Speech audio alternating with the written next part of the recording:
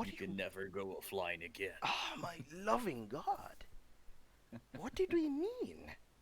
Okay, I can't. I guess I can't. I say just record from OBS, but the thing is, we're also using Discord, which is horrible. I guess we could probably try to use Zoom too, but via Zoom you can do recordings. Maybe we can do that. I don't have Zoom. Yeah, then don't worry. I'm just gonna have to like lift the entire thing and I have to cut it before I send it off to Heart. It's fine. It's fine. Oof. It's fine. We'll do it live. We'll do it live, goddammit. We'll do it live. It's okay. It's okay. Alright. Um. Alright. So it's fine. So we're gonna do. I'll do the countdown of three, two, one, and then I'll do a small introduction, and then you come on and do your introduction, and then we'll start the questioning from there. All right. Okay. All right. Three, two, one. Hey, hi guys, welcome, welcome, welcome. Hopefully you're having a great day today. It's your boy JJ again with Team Crushing the Meta. We have a very special guest today. Somebody with a good baritone voice, ready, ready for you, ready to lay it on you, nice and thick. We're here with Minir Solemn himself. Hello, hello, hello. My name is Maxime, or otherwise known as Solemn Vanguard, I guess. I'm a Vanguard player, a Mm-hmm. YouTuber, uh, business owner, I guess. Uh, I guess I can add a bunch of titles, but it's really pointless. Mm-hmm. Fair enough. Fair enough. But Max, thank you for taking out your time out your busy schedule. I mean, you have other Thanks stuff for that having me. of course, you got other stuff that you want to do. But first thing first, solemn, Maxime Solemn, solemn. Out of everything, out of all convention names, how did that come about? What made you decide of wanting to do a YouTube channel for Oh, Car5 God. Vanguard? Mm-hmm. So do you want me to go over the name first or over the channel itself? Both, both, yeah, both. So name-wise is actually a very awful story. Essentially, I Ooh. wanted to start a music project and I needed a name. Mm. And so I was like, well, what's a really cool name? And I had this Yu-Gi-Oh card, Solemn Judgment. And so I called the music project Solemn Judgment. And then from there, at one point, I was like, it makes no sense that it's called Solemn Judgment. Because, first of all, maybe it's copyrighted. But secondly, I'm one guy. So why wouldn't I like have a person's name? And so then I just put my first name, Maxime, and added Solemn to it. And so that evolved. And then eventually I was like, well, I have a cool deck, like my Tavas deck, and I wanted to show it off. So I made a YouTube channel, Solemn Vanguard. I don't know why.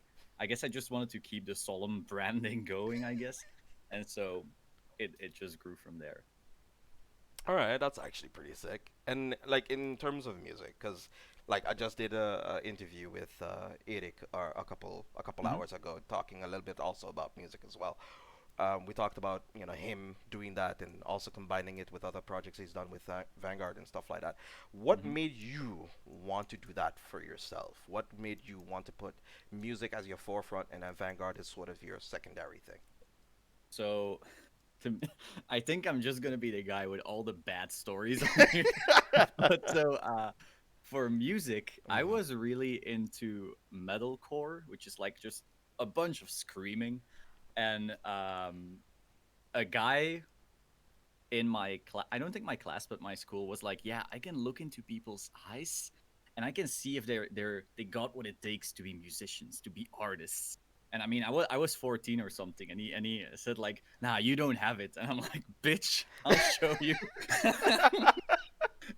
So like a few weeks after, I bought my first guitar for like $50 used, and the rest is history. So like I don't have a fancy, oh, it's always been my dream. It was literally like one guy and me being stubborn. And of course I love music a lot, then like it has brought me a lot and I love doing it. Like it's amazing. But the very first shimmer, that little fire was literally just being a stubborn ass. And then Vanguard, um, I don't think they flew from each other in any way. Like I started playing Vanguard by being at an anime convention actually, and I picked up the Revenger trial deck. And I was an edgy guy, so I wanted the edgy deck, I guess. And I don't know, I took one break around Legion, and then in G I came back, and I just haven't stopped playing since. Jeez. I mean, All right, that's actually pretty sick. But have you ever like thought of making any like music or music videos for Vanguard inspired content, or do you just? Yes, actually, like I'm gonna share it, I guess, right now because whatever. But so I started this cover Mm-hmm. of the first Vanguard opening, and I started contacting like a bunch of people to be on it. But the issue is I'm still waiting on like 80 people's recordings. Not 80, but like I contacted a few and I still have to contact some, and I don't know, by having to wait on so many people after a while it just laid dormant. And so the whole cover is ready. Like a few content creators tracks are ready, and I'm literally here like, do I contact like 10 more people, and do I bug like 10 other people for their recordings? And now it's just sitting there. And like, I kind of want to finish it because it was really cool. Like, the idea was, oh, we have all these amazing creators. And oh, you should also be part of it, by the way. Can you sing? But but so we have all these creators, and it would be cool to like come together over something. It was also like start of COVID that it actually started, so it's Ah, been a while. yeah. And yeah, I mean it's cool, but it just never got finished so far. So I probably should. All right, all right. But in terms of content creators that you've been in contact with, has there been any like a couple content creators that like, really stood out to you that you really like just kind of vibing with, chilling out with, and talking to? Do you mean musically or just in general? I mean both. Why not both? Um, I don't know. I know Eric is like a big music guy, Mm-hmm. Vanguard Insider. So we had a little talks there. Yellow Card also plays guitar. He's also a bit edgy like me. Mm-hmm. So Okay. we like edgy guitars. But beyond that, it's like general vibes. I like a lot of people. All right. Um, yeah, I don't think I have bad blood with anyone. Maybe I do it unknowing, but as far as I'm aware, everything's cool. I don't know. All right. Okay. Okay. Okay. But in terms of like also working with other content creators, I mean, of course, just harping on that again, I guess, that you've been working as one of the team members of WCC. Yes. How did you guys get in contact with each other? How did you even end up joining that team? I know you've joined Worlds and stuff like that, but getting in there is kind of difficult, Oof. isn't it? Story number three. Ooh. So essentially, they have this dinner, like around Worlds usually, Uh huh. uh, and so we had been talking for a while already. At least me and Kai, like we had some discussions where we didn't necessarily agree, and that was all cool. And so we argued sometimes, always friendly as far as I'm aware. And so after Worlds 2018, so I guess that was January 2019. I was part of that Worlds dinner because it was being hosted, I think, by Can You Say G, but maybe I'm wrong there. And that was just the best vibe I had ever had post event. Like, of course, hanging out with your friends at an event, it's always cool. You go to McDonald's or something, it's cool. But like that that vibe at that restaurant, like it wasn't even about them being amazing players. It was literally just so much fun. And I'm not even much of an extrovert. Like on videos, I might be hype and stuff, but as myself, I'm usually just pretty silent and just doing my thing. But seriously, that was so much fun. I always hated loud places. I always hated parties, and that was the first time where I actually had like a little bit of a party vibe. So that was so good. And then from there, like some of these friendships just grew and grew, and after a while, I joined. I guess I'm not sure how. I think it was after I topped with Luard. I think that's when they deemed me good enough or something. I don't even know. I don't know, but like the friendships had like started growing from that January, and then it was I think by July-ish or something after that event when the first actual talks about that subject came up. So Oh yeah, and Chris confirmed it. It is Seiji. He did oh, indeed okay, okay, host okay, it, yeah, so you yeah, did not get that exactly. wrong. All right. So then, being deemed good enough. What in your eyes do you think is the criteria of being deemed good enough in a respective card game? So I mean that depends on what your goal is though, because like when I say deemed good enough, what I mean is their standard for the team. No, but I But mean, like, what is your standard for what you would well, probably it's be? my standard. Hmm. That's really hard. Like for me personally, I never feel like I'm good enough for what I want. But you also need to be rational in the sense that you can't win every game and every event because that's just not realistic. Variance exists. I don't really know. Like I think it depends on how loud you want to be.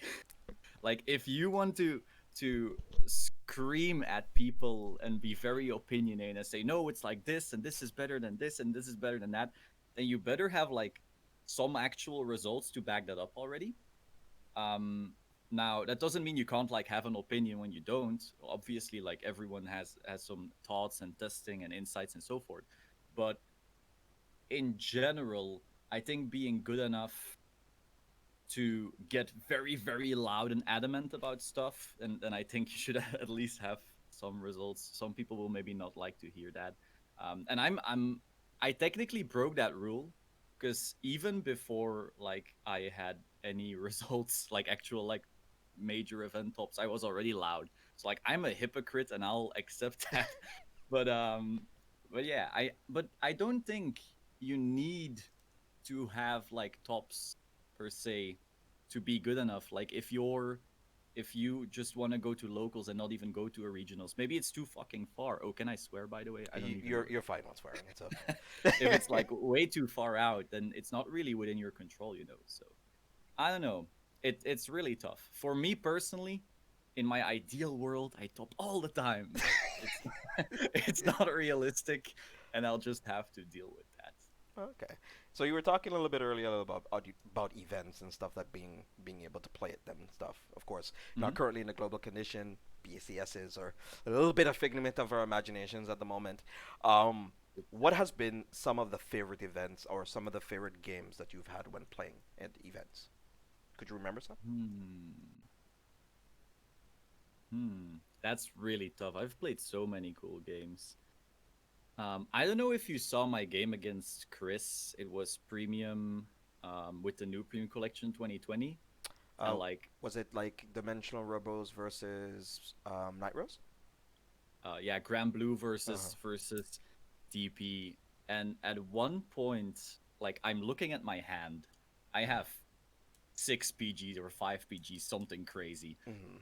But I'm very close to deck out. But still, I'm like, he's never gonna break through this hand. He can Hmm. have three DP turns. This is fine. I'm feeling good. Yeah. And so, but I noticed, damn, I'm actually decking out. Like I can be acting tough about my hand, but like I'm on a clock here. And so, on his last attack, I throw away my entire hand because Hmm. I'm just for no reason because I'm like I need to win next turn or I'm decking out. So I throw away my hand, so my skull dragons get extra big.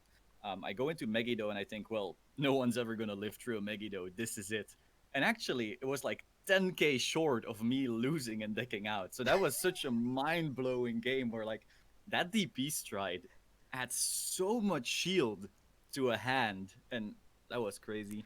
I mean, Um, 30k shield is nothing to sneeze at yeah, now. exactly. But like you're used if you've done a full power Megiddo turn with Skull Dragons of like 90k, five attacks like that, and no one lives through that. Let's go. Yeah. And then no man, that was a nail biter.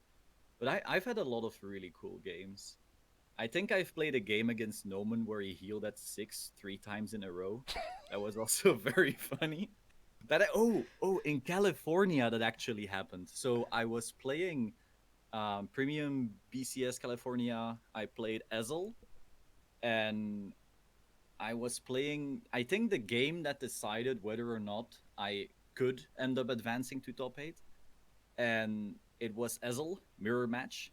So I had been doing like the biggest brain Ultima denial and stuff like that, and then I couldn't get an Ultima Stride fodder to save my life, and so I had to play a regular game. And Oof. so I set up this weird Gurgit turn. I swing, and he heals at six, and I'm like, God no, please! And I lived through another big turn of his, and I set up another weird turn, like completely out of comfort zone in the sense that I couldn't reach Ultima, I couldn't reach Glorious Rating. Like none of the legit turns were in my reach, so I had to do all this weird stuff. And So I think, damn, okay, this 6 damage heal, fine, we'll play through that anyway. It's my turn again. We're in time, which is the big deal. Like, I think 10 seconds left in time. There's a bunch of people standing around us, and I'm doing all this stuff that I've never done before, and I swinging, and he takes, oh, I can't guard. He takes the damage. It's another 6 damage heal. I'm like, fuck. So that game, holy hell. Uh, that was the sackiest like event play I've ever had. And the guy was really nice. He was I think he was a programmer for Ripple. I don't know if you know Ripple, but Ripple is like this company, this financial company, technology company that has this cryptocurrency called XRP. And so I have a small position in that, Okay. and like had have been for I think 2 years or something. And so we had been talking about that because he had this blazer on with Ripple on it, and I was like, "Oh, cool! You also invest in Ripple?" And he's like, "No, no, I make it." I'm like, "What?" So it was like it was all friendly, it was all good, but man, those 2 6 damage heals were way uh, too much. True. I But yeah, it mean, at was least fun. you, yeah, you, you came in as Karen asking for the manager. You met the manager, so that's actually pretty. I don't It's think he was the manager, but yeah. so but like a lot of the good memories that you have a lot right now, it seems to be premium based, and of course you were one of the knights that crusaded against the crusaded against the evil that is called Zazan. Um, like were you expecting for that to take off? Were you expecting to that to turn make a turn in that direction, Do you mean it getting hit or it getting traction? getting traction like that? So obviously before making a video like that, Hmm. like where you go like this needs to happen right now, you Yes. need like some actual testing, right? Hmm. And so prior to that video, we had hundreds upon hundreds of games within WCC, other teams as well. So it's not like an echo chamber. Like Strictly Broken was also on it. Plenty of great players was on it, and so it wasn't out of nowhere. There were loads of good players who were all just like, this needs to stop. This is insane.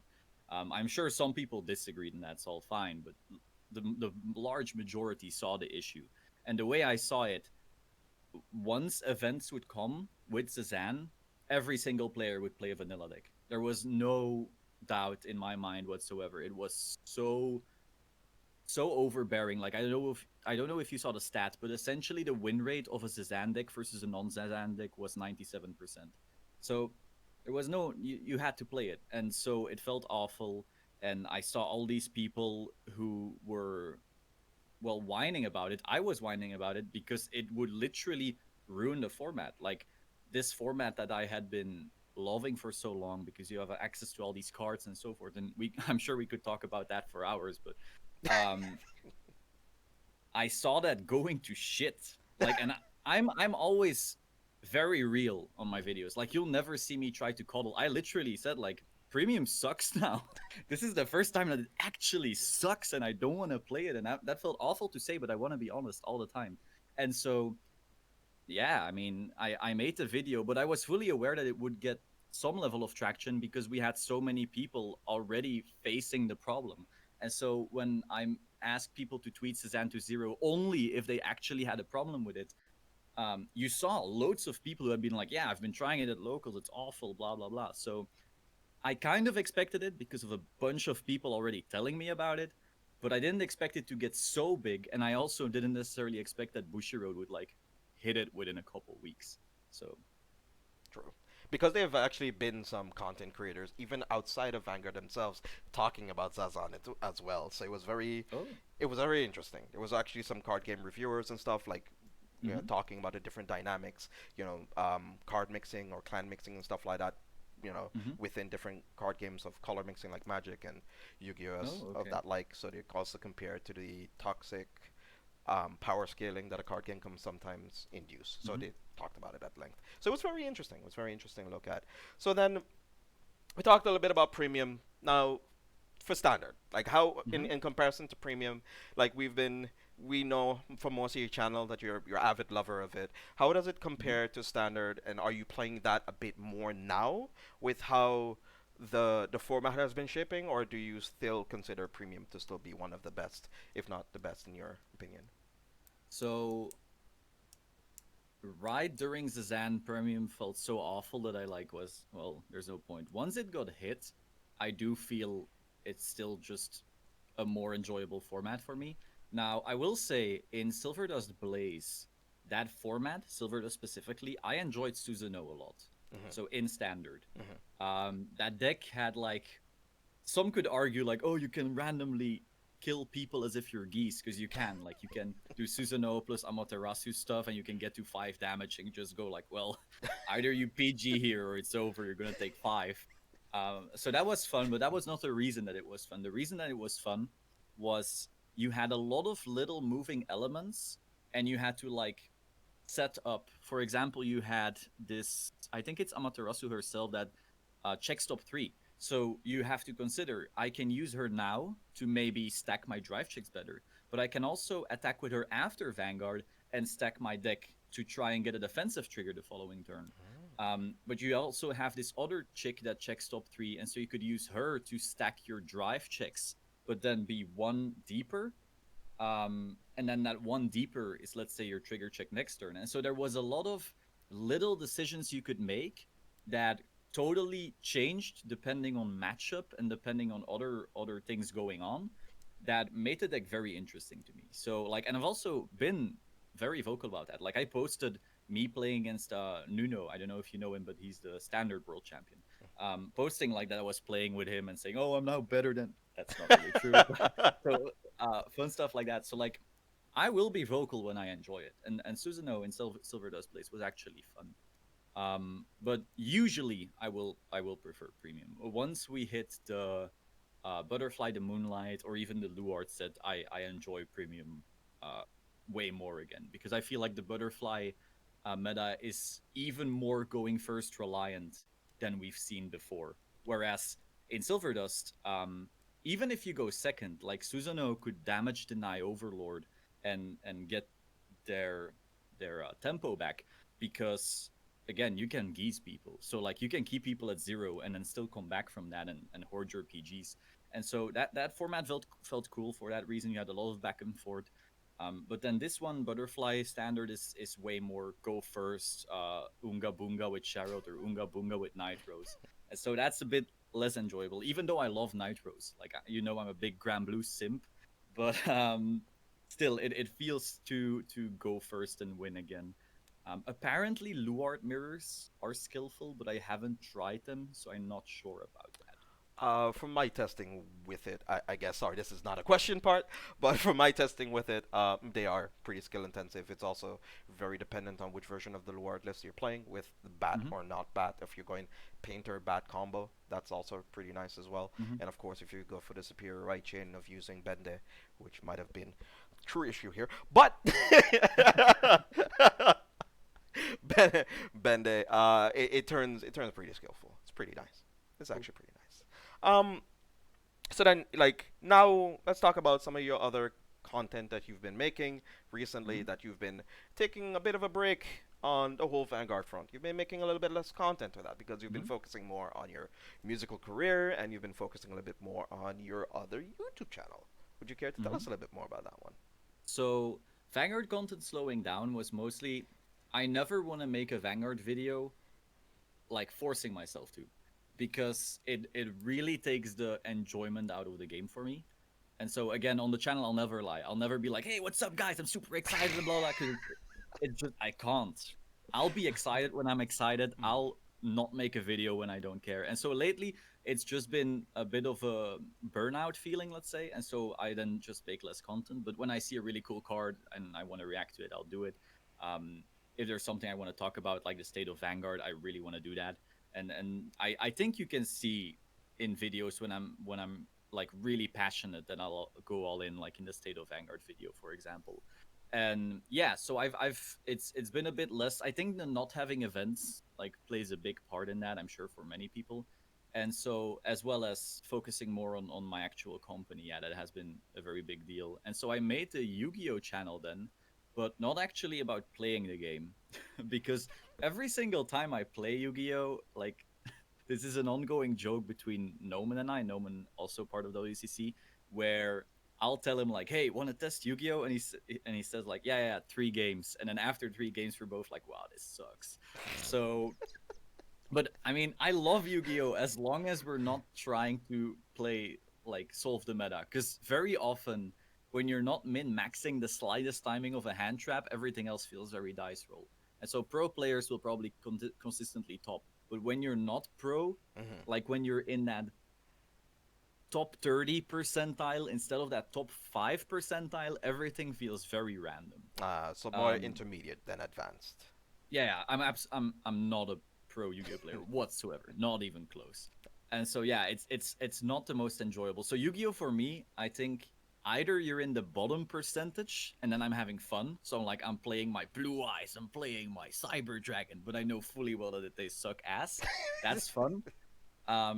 And then above that is like, oh, I'm trying hard with Eldritch, but because I'm not a pro, everything feels random, but it isn't. I know at the top percentile these pro players, but like I can't be arsed to put in the hours to get there because I already tried to put in the hours for Vanguard and put in the hours for the company and put in all those hours. So I can't. And so for that reason, for me, playing Yu-Gi-Oh is it's whatever. However, the investing side, which is what the channel is actually about, that's fascinating to me.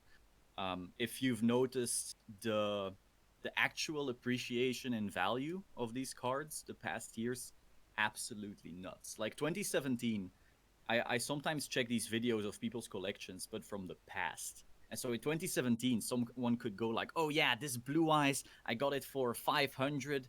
Really excited about it." And right now it's 20,000. And I'm like, "Oh, how I wish." Hmm. Hmm. So stuff like that, I find that fascinating. Now, obviously, there's also a lot of, I'd say, crooks in that scene, in the sense that people are saying like, "Oh, buy this, it's gonna go up, it's gonna go to the moon, blah blah blah, you'll be so rich," when they're actually the ones selling it.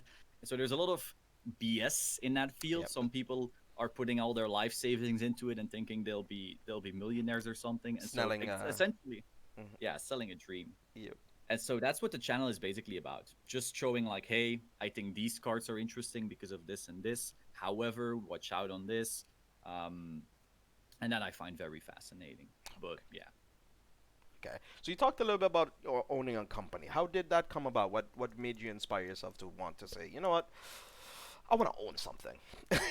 I want Well, it really wasn't that clear cut. Like I feel like in to. life you can never just say, you know what, tomorrow I'm gonna become a producer. Boom, and tomorrow like it was more so I was making music already, Hmm. and I noticed, hey, all these rappers are destroying metal and rock bands. Like metal and rock is not even a genre anymore. Like who the fuck listens to them?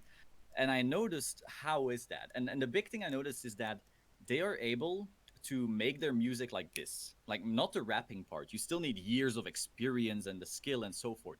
But the beats, the the the the kind of tracks that make some SoundCloud rappers blow up, they can make songs like every week because these beats are all on the computer. And metal didn't have that. For metal, you literally had to go to your studio in some big old expensive city and pay the guy thousands upon thousands upon thousands to record your guitar and your bass and your drums. And that took so much money and so many months to get a finished product that a metal band usually releases a record like once every 2 years. Meanwhile, these rappers are like, here's a song, and here's a song, and here's a song, and here's a song. And so that volume, which is super important in like getting big on the internet these days, like just like YouTube, you need to have videos all the time. These rappers and EDM producers as well, and pop producers as well, they can make their music far more efficiently than metal and rock bands. And so I feel like that's a really big reason that they're taking over culture. People don't have patience to wait 2 years for an album anymore. And so I figured, damn, me as a metal musician, I can go nowhere when I take so long making these songs. So I figured, why don't I make metal versions of the type of plugins these rappers and so forth are using. So I started recording samples essentially of every single sound instruments can make, and then created plugins out of that. So right now, if I put out a metal song and it sounds like I played guitar and I played bass and I played drums, like nah, like I literally I can do boop, boop, boop, boop, boop, and my song is done now, which is the same level as a rapper or an EDM producer or a pop producer, and that makes me so much faster. And so that I really wanted to get to a point where metal musicians can literally create as fast as the pop industry to get some of that culture back, let's say. So that's how it started just for me. I wanted that plugin, and then I figured, well, maybe other people want it, and so it started growing from there. Okay, so it's not an overnight thing. A future, Definitely not. definitely not. All right. So then, what about the future for Solemn? What do you see for yourself in the future? What do you want to achieve? That's very tough. First things first, I'm gonna buy a property for Solemn Tones. So already went to the bank for loan stuff, and all of that is taken care of. So Solemn Tones will have its own building, and then I want to build a sort of card game room set, like pre-built with like everything fancy, all the lighting is set up, all the cameras are ready, so that I can literally like press a button and start recording, because that's also a pretty big deal when you're in one small space and you're using that small space for different things. You're actually, most of your time goes to setup, which I'm sure you also know, like a lot of your time goes into, oh, I'm going to put this up, and then that just stops you. Whereas I literally want to have, so Solemn Tones will be, you'll have one room for a podcast, you'll have one room to record music, you'll have one room to make a Vanguard video, and so forth. Upstairs, of course, Yeah. while the downstairs will be for employees potentially and stuff like that. So yeah, that is the big one. I want to increase the output that the company can make, while simultaneously also increasing the output of what I can make. Because obviously, like if you're trying to manage so many things at once, you want to make sure that you don't waste time on setting up a camera or setting up a light, because that takes hours out of your month and so forth. So that's going to be a thing.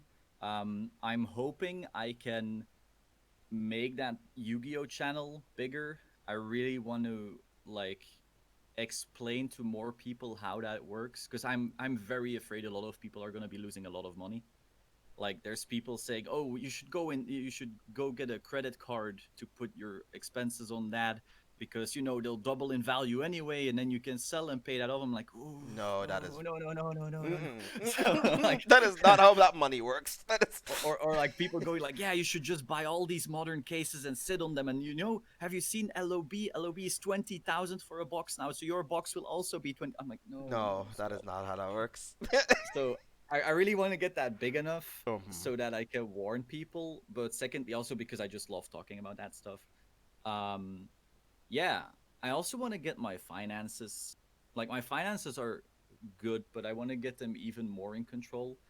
Right now, if you don't know, I own quite some higher end Yu-Gi-Oh cards, Mhm. and they have exploded in price. And so usually I tell people, never put more than 20% of your money into cards, because obviously, like, you don't want your entire financial future to depend on cardboard. Mhm. But because those exploded, now that whole balance is off. So I gotta restructure that. That's interesting to me.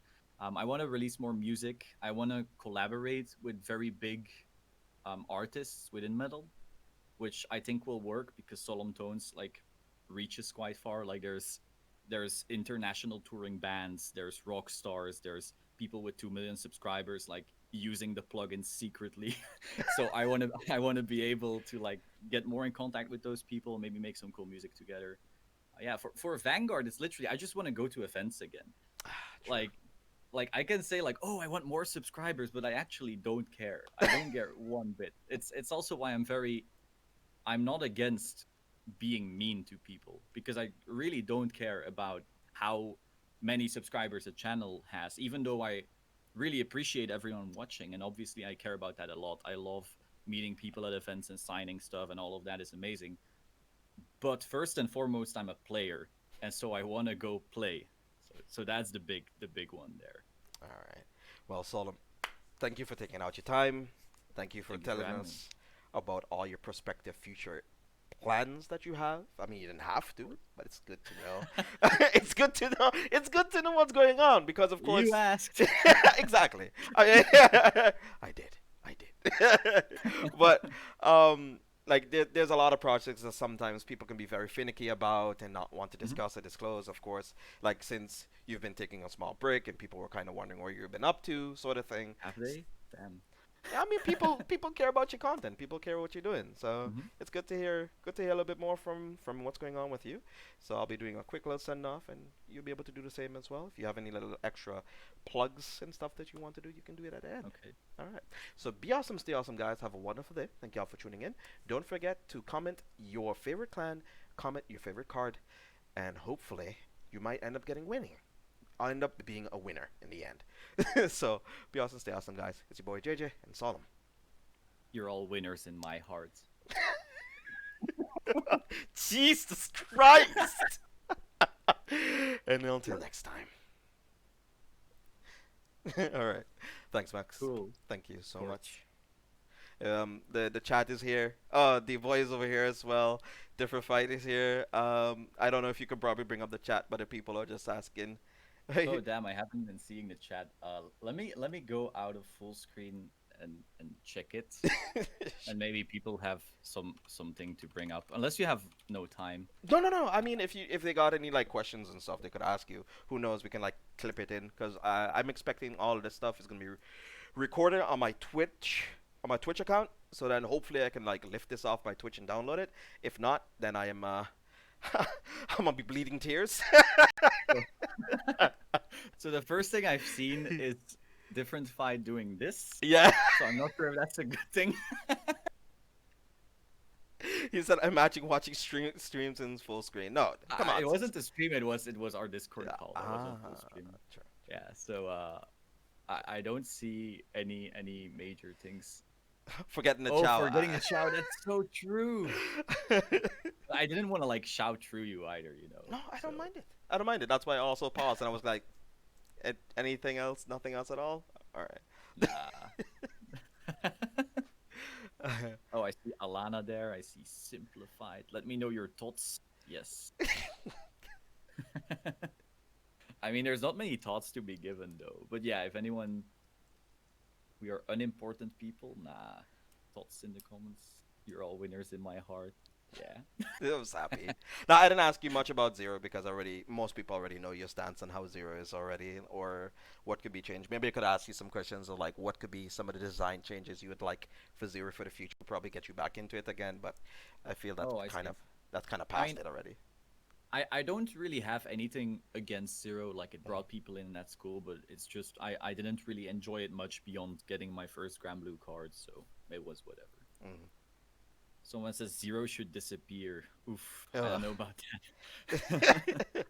Play Zero when G comes. I mean, Ooh, my hand is already up for that one, dude. I would try to get Nitros at least. But Uh, any tips for VPT 10 sneak peeks? What should we bring to win the sweet, sweet look? I mean, a deck that you can play. You're allowed to bring decks to sneak peeks?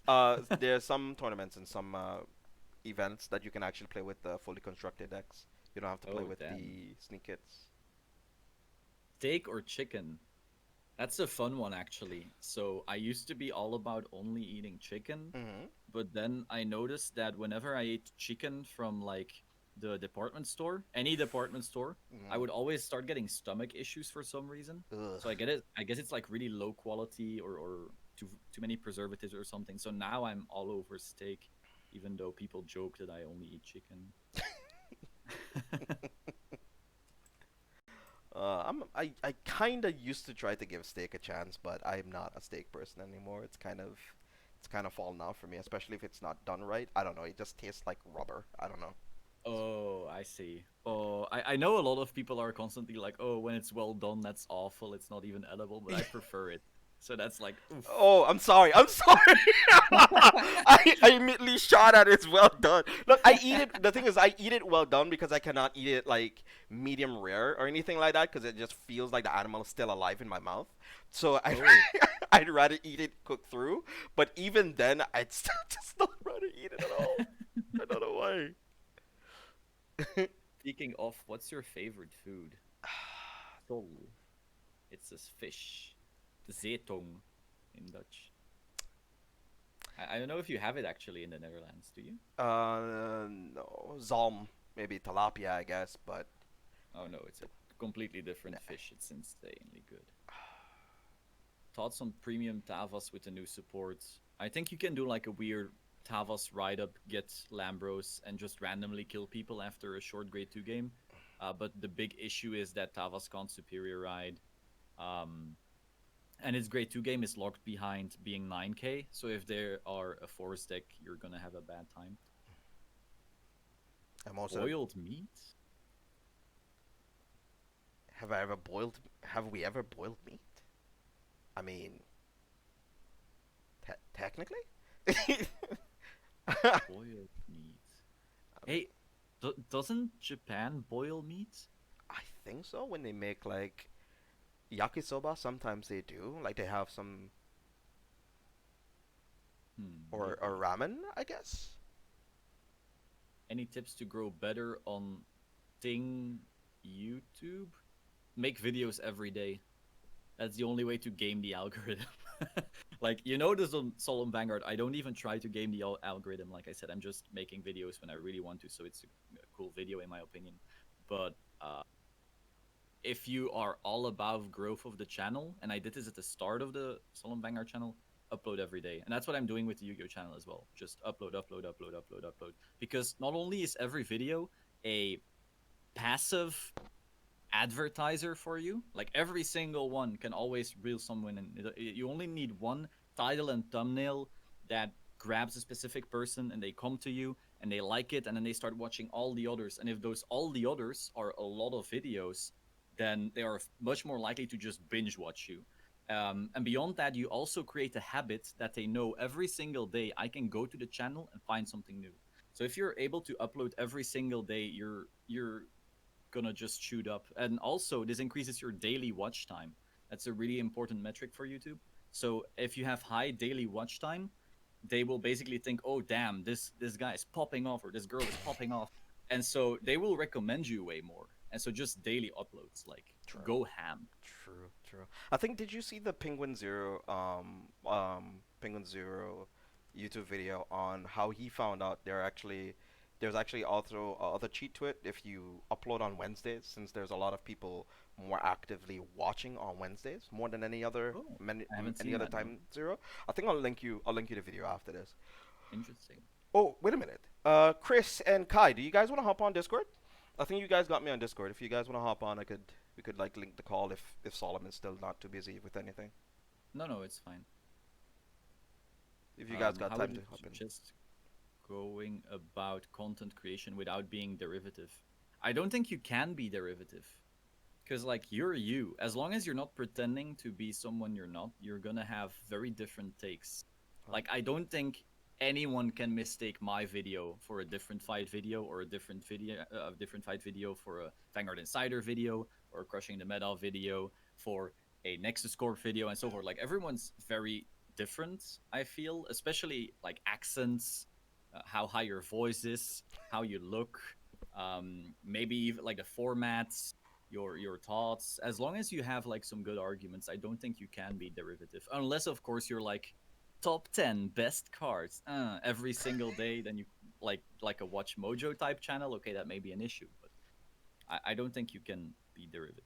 I think most people are just very afraid of starting, and so they'll give themselves like any thought of like, oh no, I can't do this because, or oh, I'm not sure. I'm like, nah, just start. Hey, Kai, did you have me on Discord? Cause I did the one interview with you, but I don't remember. I don't remember what your Discord. Oh, sometimes lucky. Okay, Papa bless. Thank you. I'm gonna I'm gonna add you to the call. Give me a second. The call might restart, but we'll see in a second. Um, Oof. Upload once a year. That's not gonna cut it. That is not the vibe now. I've only literally for my own channel because honest to God, I just prefer streaming over anything else myself. But Mhm. I know that I cannot or you cannot like from what we learned is you can't make content only on one platform. You gotta diversify. You gotta upload everywhere or post everywhere that you can would allow you Because to. that platform can also like die or just change their rules any moment. Like imagine if you started creating and you only uploaded to Facebook without advertising. You're fucked now. Like that's 0.5% organic reach. You're ruined. Oh, one second, Kai. I actually gotta add you as a friend before I can add you as a call. Add you in a call. I don't know why. That's weird. You can't add people to call as if you're not friends with them yet. So when are we seeing JJ Mr. Rogers on TikTok? Didn't they ban that already? Didn't they stop like, or did they? Yeah, they did something in the US, but I don't think in Europe. So you still have a chance. Jesus Christ! No, that is not my life, dude. That ain't me. Tell you that much. Platforms, no? Come on. No, what the hell? Nah, dude. All right. I Damn, he's not talking. No, He he's can not talk. connected yet. His TikTok. You guys hear me? Yeah. Do you have a TikTok yet, Kai? Today I actually got Snapchat because I was messing around with that filter. Okay, boomer.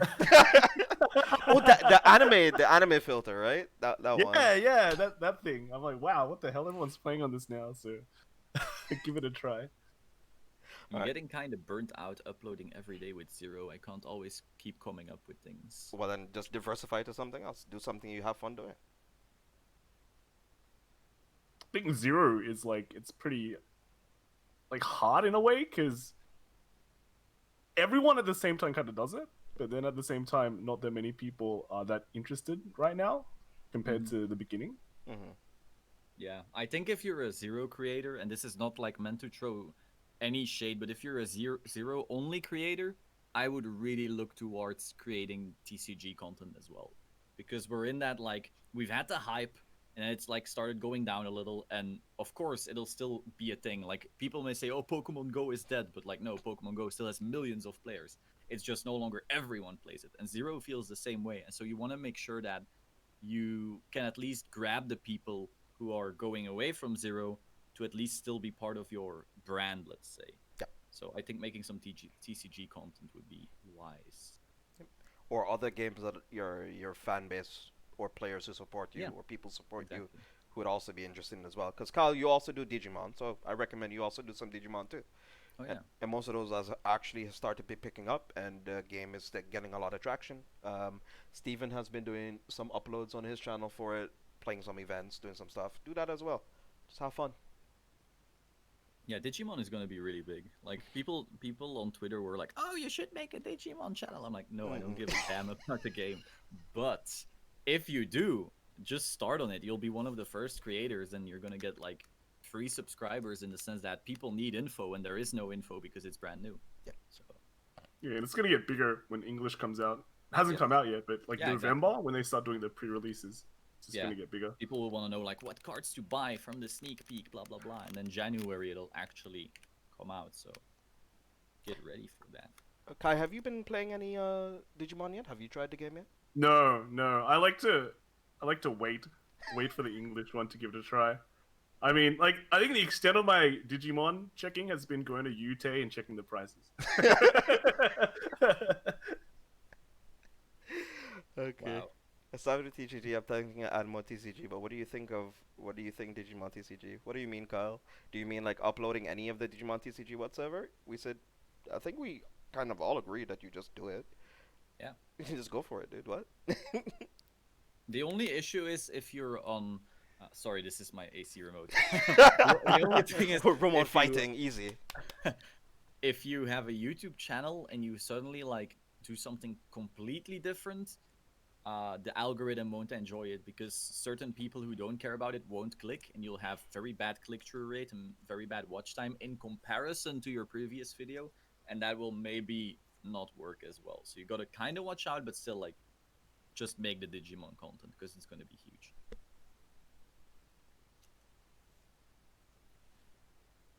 Any of y'all got any more questions for the your favorite content creators here today? Cause it's a one-time offer only, huh? You're not gonna see them anywhere else. I'd say you gotta diverge and commit to the diversion. Yeah, exactly, Yes, Chris. yeah, Oh not yeah, just one video. Like go ham. yeah. And Chris is currently Just working. make sure your basics are good though. Like audio is very very important, and just to diversify yourself from just the regular kind of YouTube uploaders. And you How got do time to you work on it as well. I mean, the thing is, though, you can literally in Digimon TCG, since there's almost no creators yet, you can literally just go to another TCG, see what people are covering, and just do the same thing. Like Yeah. tier lists or reveal video or deck profile or what to buy, or like there's so many things that you can just copy paste onto any new TCG and have free content for days. Like, and oh, one trick that I definitely use, you can go to another creator. So let's say my channel, WCC, Crushing the Meta, any channel, and you go to all their videos and you sort by popular, and then you see what's the most popular video in this niche, and then you just copy it for, well, Digimon. So you don't copy paste an actual video, but like the idea behind it. If you notice, damn, this one YouTuber with 1 million subs, his best videos are always pranks, then you would make pranks, Prank. for so to speak. But obviously, don't. But Even though society kind of frowns on that a little bit nowadays, yes, but exactly. I'm not saying like go break laws or anything, but if you really just care about the growth of the channel, you should be going for YouTube topics, let's say, that are already working really well. I don't do that for Vanguard anymore, but like for the Yu-Gi-Oh channel, I will definitely check like what are people talking about, and I don't necessarily like say the thing that they say because maybe I think they're wrong, but I'm at least gonna try to do a similar topic because people are obviously searching for it. oh, Hearth also wants to join in. Holy crap! All right, Yeah, of course. more. Solemn said do crime.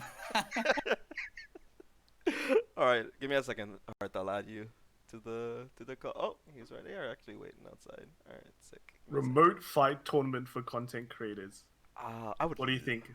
What do you think, Yeah. guys? I'd They love have that. that in Yu-Gi-Oh as well, right? I saw like, but the thing is, Konami sent them stuff. Like, Konami literally sent them like Ah. this huge thing with here's a camera and here's a microphone and here's a tripod, so you can like they give you everything to remote fight. Whereas it's like, well, good luck. Yeah, I know Weerab was talking about it. He wants to do like the World Cup kind of thing. So maybe we can get something going. And then the question is, what format are you gonna do? It zero? No, zero is not remote fight. Zero. Like standard, No, TCG. premium, So you need to G, choose standard, I guess. Legion. Oh dear God. Standard. Everyone loves standard. Whoa, heart is upside down. Upside down. You gotta flip Hearth.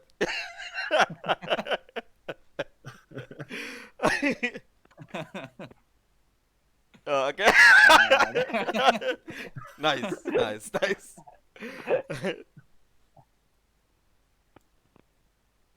Cheers, Summer.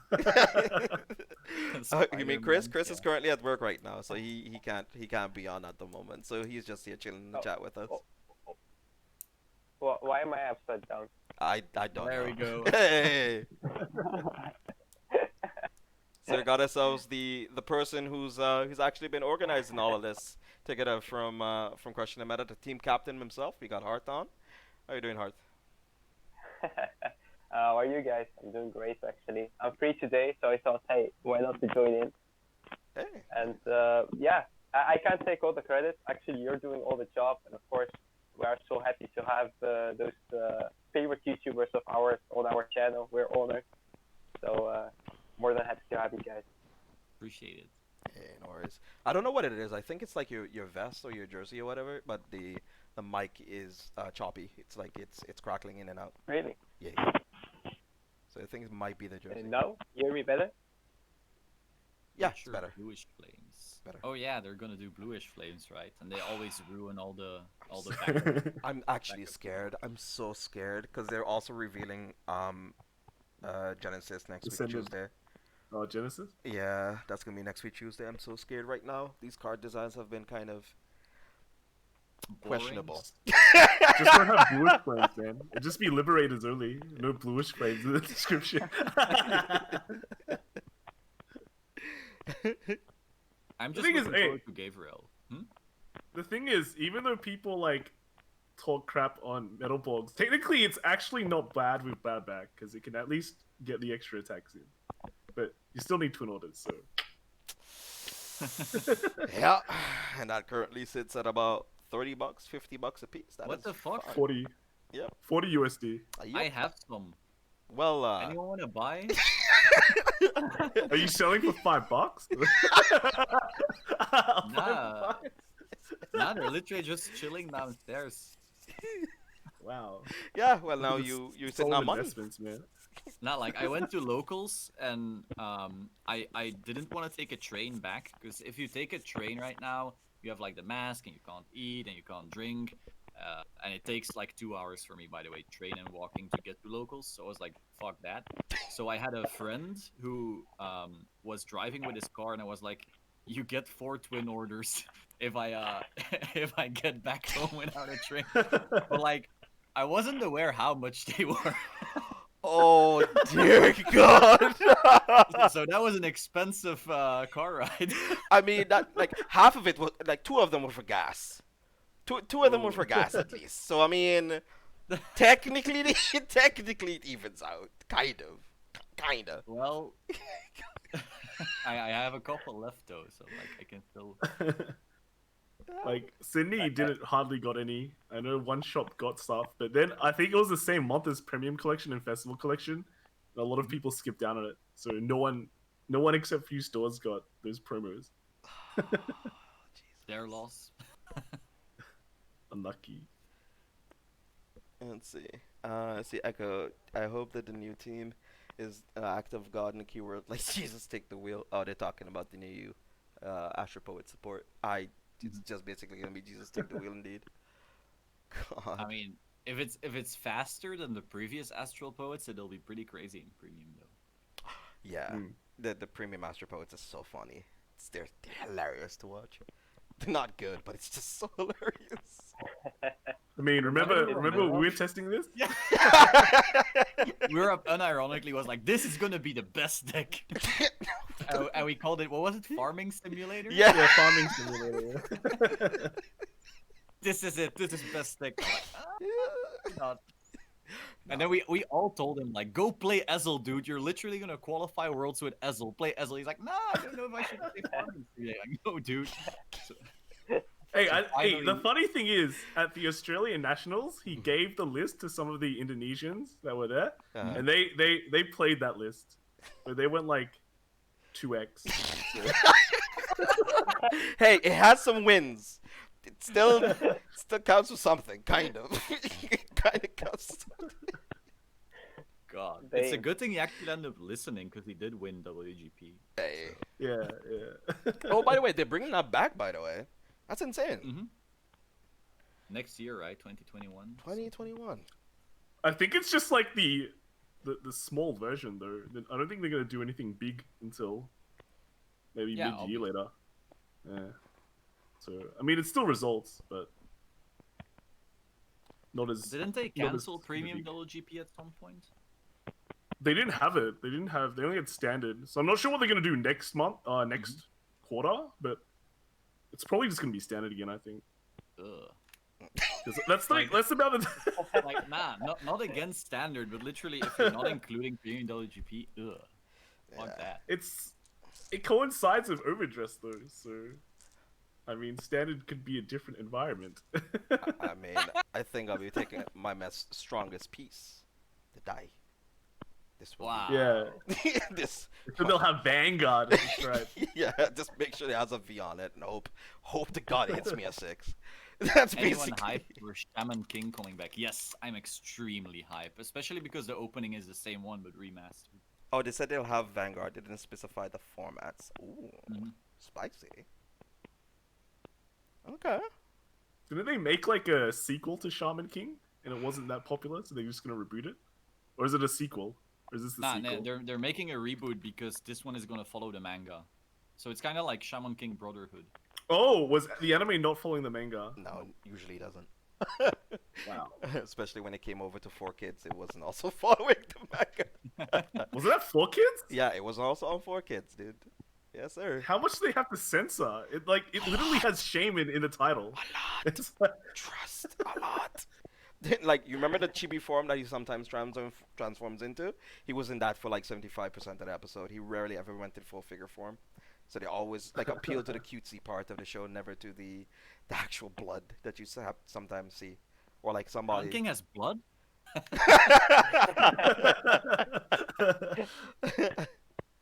I swear to Oh. God, JJ, if the next mechanic includes dices, we're fighting. Fighting. I mean, I think you have not. I mean, like, here's the thing, right? Is Bushiroad does mix a lot of their games together in terms of mechanics. Dragonborn Vanguard. Yeah. We get Buddy Fight is going away. Rip and Pierce. So something from there might translate over, and then we have Dragonborn. That's gone away too. Well, that's gone. So there's a lot of mechanics they can reuse. I mean, technically, we have Bang Dreams that's featuring White Sword. So I mean, hey, who knows? Yes. Who knows? Yeah, the next mechanic is like the buddy mechanic, except it's the Vanguard mechanic. Nah, Just it's kind good. of- Let's see them add another clan to keep things exciting. No, I want them to bring mass fighters and give them support. That's what I want to see Mark happen. Spiders. Nah, I want them to axe like half of all the clans. Which ones would you take out then? Do you know the red ones? I probably know a couple, maybe a few. One in particular. Nah, but like some clans are so the same, like look-wise, you might as well just merge them to make support more balanced, because you'd be able to support more stuff more often. I can agree So with So that. basically, merged Mura and Nuba. Yeah, I mean, they're already crossing over, And yeah, but they have a Murakami very and different Kagura. playstyle. So yeah. Naru and Kagura are very similar in my opinion. I think all the paladins could go together as well. Mhm. So like, but a lot of people would be angry over that. hey, an Yeah. easy axe is Raging Tactics. All three clans from there get merged into somewhere Art is gonna get real mad. else. I will just play the spike part. The other one is Merge people them with just say like Medora. give nation support, right? Which is like, oh, Yeah, that's- I agree. I would actually be for that if we just merged. The issue with that is again like Sanctuary is gonna be way too big. Hey, it's the same size as the Red Clan as well. So Yeah, so that one should also get like axed. From what I understood, a source told me that Shadow Paladin was the creator's favorite clan. Is that factual? Can somebody fact check that for me? Because I'm not I sure. actually heard that Aqua Force was his favorite, so I don't no, know about it. Kidani liked Aquaforce way Yeah. back then when it got released. Mhm. So you can kind of say it's like a marketing tactic. Mm. Oh, okay. But Shadow Paladin does earn the most amount of money, so you could say it's Bushiroad's favorite clan, right? Yeah, true. Oh, True. True. Madame Nimain would attest to that, so yes. Yeah. They should just make Shadow Paladin its own like clan and merge everything else together. Because Oh. just merge it by earnings, right? so it's like arch enemy and commander. You either play Shadow Paladin or you play against Shadow Paladin. All in favor of deleting Dragon Empire out of the format. Well, I know Solemn hates Dragon Empire. All right, Alana, There I we think go. I'm gonna have to right click and ban you real quick. Give me a second.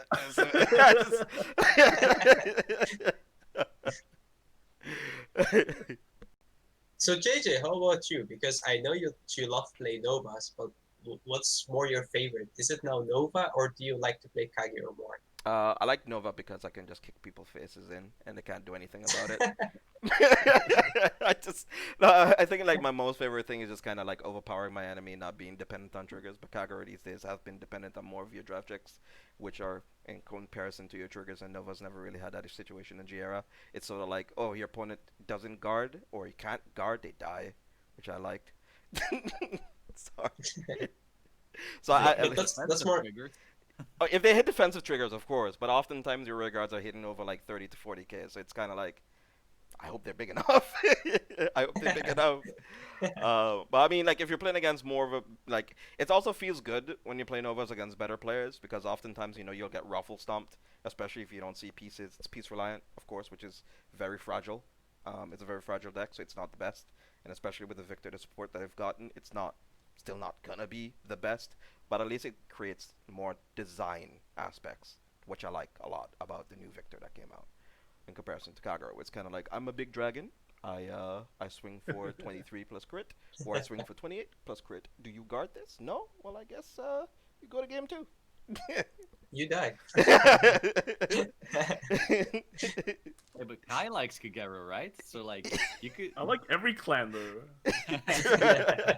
True. It's easy to say the clans I don't like. Which ones is- don't you I don't like? know. Which ones don't you like? So the ones that I never really play much is Novas. Fair. Is that Tachi? it? Yeah, Tachi. Okay, Tachi. Genesis. That is. No, Genesis is okay. I don't play it as much, but yeah, I think like Tachi is the definite, and I never get to play Bermuda because everyone else plays Bermuda, so all the cards get taken. Especially Andy with his Yeah. max, especially Andy with his max rarity deck all the time. I guess that's also. Yeah, and Andy, Mark, all of them. I know my Grand Blue. I don't get to play Grand Blue much because that also gets taken.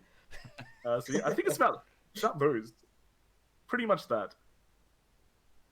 I can't afford Obsitrandus. That's right. So Mega Colony I sometimes can't play too. Aw. Aw, fair enough. But is there any Yes. particular reason you don't like them that much, or like is it just because you can't play with them? I think the only clan that I actually don't really like much is just Tachikaze. So that's why I just never really play that. But overall, I don't mind playing any clan, to be honest. Fair. Oh, actually, no, Murakumo. All right, G Murakumo. I didn't understand what it did, so I didn't play that too. I think I played against Baga, and he just mains Murakumo since like the beginning, and he just did like a bunch of stuff that didn't hit. I'm like, what are you doing? And he's like, I'm just doing this combo now. What? And he had to explain it, but his English wasn't very good, so it sounded like and Baga does the art, by the way. He does like those cool arts, but his English isn't very good. So he'd explain the effect, all the combo really fast. So I'd be like, okay, yeah, just continue. I'll Just go on. We'll eventually get there. We're fine. We're good. And then I'm dead. Mura And then I'm against dead. I'm me like, in what? Japan, though? Sorry, what's Kai, didn't you Hmm? play Mura against me in Japan though? Yeah, but that wasn't G Mura. That was like broken Mura, right? Broken. And I all still remember- didn't understand how it worked. I was like, so he did this. I guess I'll just hopefully figure it out. So he was playing this infinite loop Mura, right? And yes, so yes. he attacks, and I use the G guard of Great Nature, and I call double Mary Martin. Oh, Just blow up both rows. dear God. Slay too. Alright, well, what's your take on Big Belly now, actually? Thinking about it. Mine? Yeah. I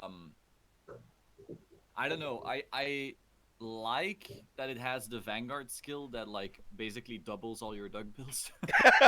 Like that's cool. Like it's just free plussing. I also really like the name because you have nice. Those are for you guys to win. Fair enough. Fair enough. But in standard, I feel like they're half of what they were in G, in the sense that we're gonna reach success, and then you're gonna draw some cards. But I don't feel like you have any of the big brain all interactions that they had in G. if that makes sense. Like Crayon Like Tiger and stuff like that. like Crayon Tiger, and then you have your Gray Belly and a Rhino, and you have Balaral turns, and then Yeah. Animal Cliplesser or whatever. All that stuff like moved really weirdly together. And now it's just like I'm gonna reach 20 and I'm gonna restand. So I don't know. Maybe they are getting there. I mean, they can't give everything right away Yeah, because of course, eventually. I played against it against Tim. Yeah, you know him also Mm-hmm. from our team, and he was proxying the deck. He was playing it. It just felt like a better Charlotte for now Mhm. because you restand more. Sometimes you make even bigger columns. But yes, you're actually missing a lot. You're missing the guard restrict. You're missing those combos. You're missing those like little plays that you made with Crayon Tiger, restand the booster, attack again, restand something different. The clan feels more play, easier to play. But I think in the future, maybe in the next wave of support, they could give it even more. But Mhm. yeah, they can't give everything right away. I mean, they kind of support Isabel a little bit, and they're giving Big Belly a new face and new life, Yeah. let's say. That, So that, that was like the weird issue for me. It's like they spent 2 years supporting one type of Great Nature, and then now they're like, oh, here's the new one, and neither really worked very well together. But I'm just nah, happy we got Big Belly in V, so now you can build like a premium Big Belly deck with all of the stuff. I think the only issue yeah, that I currently have with Big Belly is that he doesn't really do anything on his own. Like himself doesn't. He doesn't do anything. Hmm. You need a whole bunch of other pieces around him. I Yeah. mean, you play like a redundant amount of copies of it, so like finding an enabler to do so, it's nuts. But he doesn't like give power. He doesn't. I guess that's kind of like the only issue because it's you can kind of compare it to Sharhut, but I feel it could be a loose comparison at times, I guess, because Sharhut he does something on his own, kind of. He gives power to your rear guard, so even if you don't get, the grade 3 that can, put things in soul to draw 2, at least he can still, like, stand something if you still really Hmm. need it. yeah, yeah. Yeah, it's not. Charlotte and Susanoo, both of them feel more like a force clan in like in a protect in a protect clan. Like they give power, they do something by themselves. And if you compare it to Big Belly, then Big Belly is more of an XL thingy. We have seen that with other XL clans that yes, sometimes the Vanguard doesn't do a lot by himself, but it does help the Vanguard freestanding ability. So when you lose your field, you actually can't recover from that. And that's why they have XL2, I guess. Mm. Yeah, I don't know. The one issue I have with Big Belly, I guess, is that like JJ said, it doesn't do anything by itself. So in premium, I already noticed like, hey, I never reach that 20,000 unless I play all of the V cards, which then suck in premium because we have Crayon Tiger and all that good stuff. So that's I guess one issue. But overall, I'm just happy to have Big Belly name. I can play the PG, I can play Gray Belly, I can do all of that stuff. We'll Mhm. see. Sure, sure. Let's see. We also have another couple questions here. They said, "Do you think Premium Collection 2021 should have new G Guardians alongside Strides?" I think so. I hope so. Like I like defensive stuff, but Bushiro doesn't like defensive stuff. So they're probably just gonna give us more strides and crits. Cycle What faster. will the crit do now? Just go fast. Give you a force marker, man. Oh, Jesus Christ. Like, Counterblast 1, draw a card, put it in your soul, draw a card, and get a marker of your respective nation. I don't know. No. I would not start a new mechanic right away. I think we have a lot of crazy thingies right now going on. So maybe give us a G guard. That's always a good thing. I don't know if it should be a flip G guard. I don't think that's necessary. But just a normal G guard is more than enough because some clans will never get G guard, and some of them have. Let's say when we talk about Gear Chronicle, they have maybe 6 G guards to choose from. So depending on which deck you play, you have a lot of G guards. But some other clans have less of a good G guards that they could choose from. So it's good to have Aqua yet another Force. option to use. Murukuma. Yeah, one of them. Murukuma, I think, only Aqua has Force is 4. like it Yeah. gains 5. Whoa. Murakumo G guards are terrible. Yes, yes. Terrible. Terrible. They only have Yeah, 4, and each of them only gain like 5 or 10 or something like that. Yeah, but the same with Nuba actually. Nubutama have only the 1 G guard that could target the Great One in the back row to use it as to guard with. That's a pretty good cool. one, but Yeah, but the other two are just they could get more power depending on how much cards your opponent have. But that's Mhm. like that's it. They also have the Flick G guard that your opponent could discard a card, which they have a bunch of cards in hand to discard, especially in their turn. So I don't know. I mean, some clans actually, yeah, do need a G guard. Just don't make it broken. Don't keep power creeping shit. Mhm. Don't do that. Unfortunately, we are taking part in a shonen protagonist anime, so prepare for some DBZ like power scaling. So it's gonna go infinity and beyond, unfortunately. Echo asked a question. What's the question? Yeah. So what are we feeling? Overdress V, like hard reboot, or G soft reboot? It's a good question actually. Rotate, rotate. I'm not even for rotation, but I don't know. I'm feeling like it's a hard reboot. yeah, I feel it's a hard reboot too. I think it's gonna be standard. Just becomes a rotating format, like the name says, and then premium just stays its eternal thing. I don't know. I feel so too. Yeah, but people wonder between soft and hard rotation. So Yeah, but Like- isn't what do you mean by soft? You mean soft? You mean like, oh, it just power creeps out? Because no, like they cut a certain part of a date out. So oh, let's say everything pre like G reboot, right? GB there's reboot. no point. Hmm. Because like all these new decks are way stronger. So what does the rotation even do? It makes you feel less bad. Gotcha, Carl.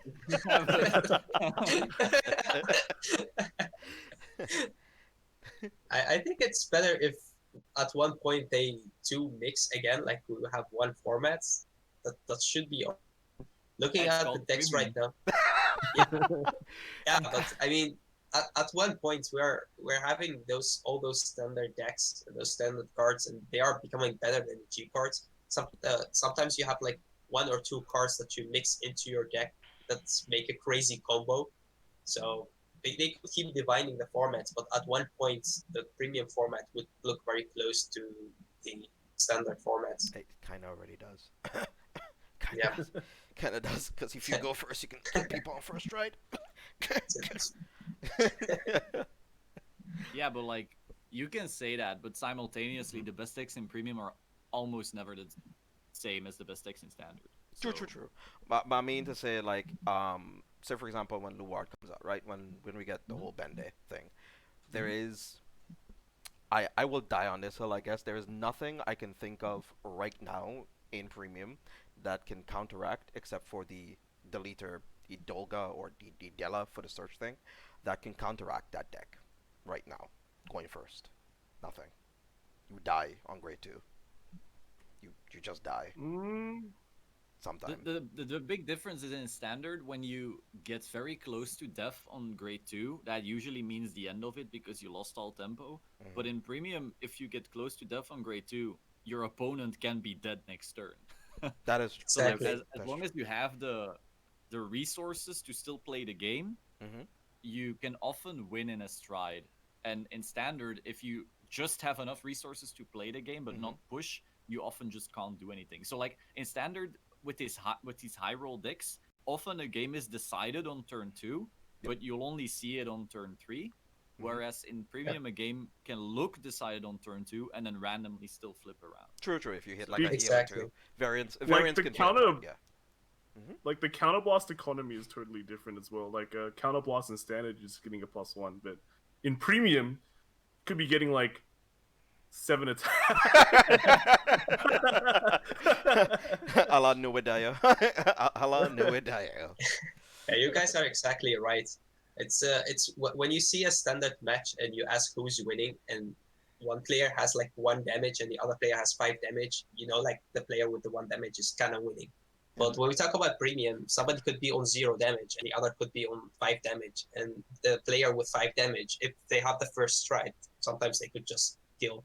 So it's as Especially if Solomon that's said. what their deck does. Yeah, exactly. And that's one of the things. Like for me as a Spikeholder player, there are 2 things to choose from. You have the aggro deck and you have the turbo deck. And as much fun as the aggro deck is, especially with the new strike, especially with Rising for Mios, it's still you're actually giving the opponent the plays because you have to rush them, otherwise you would never kill them. And with how strong the new strides are, like from the Premium Collection 2020, or the first stride in general for most clans, when you put them at that 3 damage, when they have that 3 face up counter blast, you will die. Especially at a clan that plays aggro and the way that you build your deck. So people most ask me hey, why do you stick with playing the GB8? Because you have more control over the game. You could give your opponent 0 damage while playing Spike.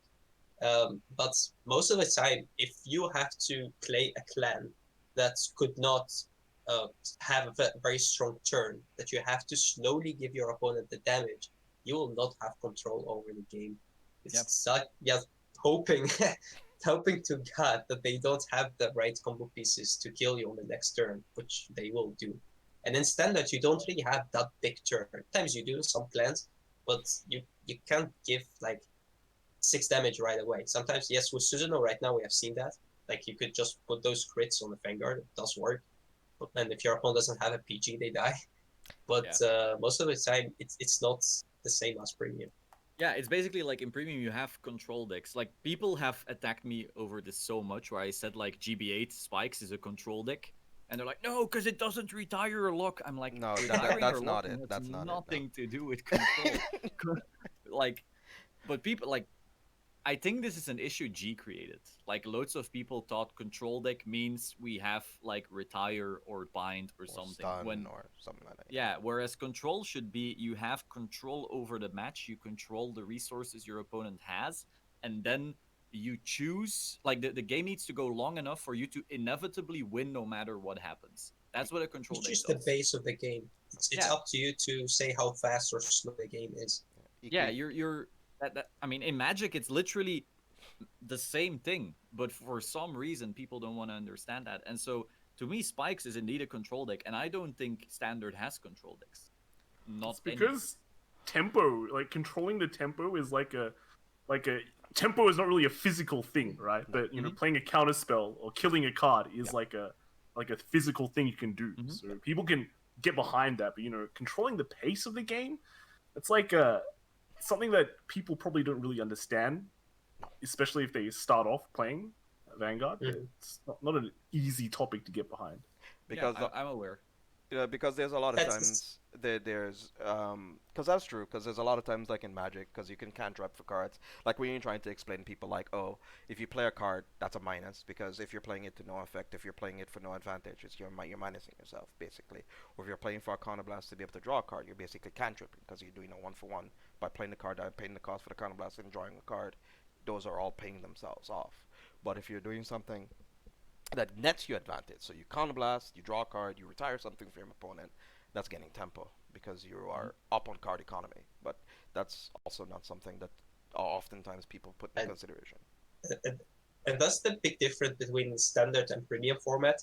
That's why most, let's say, the better players kind of still love premium, as chaotic as it is. They still like it, because in premium sometimes like you go for your second turn. So let's say you ride into grade 2 and you skip turn, you don't attack.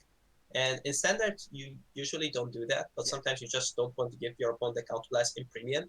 And most people would say, hey, I can't undercut, so I have to attack. But you don't have, you could skip turn. If that one counterblast means that your opponent will get so much advantage, then you don't have to give it to them. Yes, you will lose 1 card. Yes, you will lose 1 drive check. But that counterblast means way more for them than for you, that 1 card. And that's the thing. Well, you're playing premium and you think about all of the you would be like, okay, no boy, you will not get that counterblast. The thing I think when they really defined the fact like standard will not have control decks was when they hit Violence, Franger, and Variance Hardleg. Because those 2 cards were literally inevitable win cons. They were like, these 2 decks are protect, and at one point you play these and the game ends. And Victorious Deer used to be that, Ant Lion used to be that, and then Violence Franger and Variance Hardleg had that. Gauntlet Buster kind of used to be like that as well. The thing, no, because like you could still PG that though, and like, but yeah, I guess in a way. But the thing is, the 4 I mentioned were all in protect decks. So at first I was like, oh cool, standard is gonna have protect decks, and those protect decks are all gonna have inevitable win cons, so they're all gonna be control decks, and then eventually reach that thing and then win. And then for some reason they stopped supporting that notion, and then banned the last two. And like, okay, guess everything's now an aggro deck. Yep. So Because you get 5 attacks now, man. Everything becomes yeah, 5. everything has 5 attacks. I just left premium, man. I just left Giera. I swear. Alas. I thought like Nova would probably been the only clan with like a couple more attacks than others, or maybe Tajikaze, or maybe any of the Axels. I would expect them to be a little bit more attacks than than currently. Most of the protect decks have more attacks than than the Axel. Oh, what a life! But at least it's fun to see Protect clans being more like having more attacks into it, and also like for Oracle Think Tank while playing as Susanoo, it's way more fun than playing as the older Oracle Think Tank because the game will take so long for them to get into Deer and to just kill you. You'd be like, boy. So now, while playing as Susanoo, I mean, they lose more hand, they do more shenanigans, they do more stuff. You can see them really play, and that's more fun to play against or play with. So I think that's a good thing. But at the same time, yes, well, we talk about Nova, we talk about Tachi, we talk about those clans. Those are the clans that need to multi-attack and not Charlotte. Let's see. The most boring thing though was like early V, you had OTT mirrors, and they just you play like It's like Deer. easy. It's probably worse than Gize because it's just so lame. You literally sit there and go, "Can I deer him 3 times in a row?" No, then I just wait for deck out, right?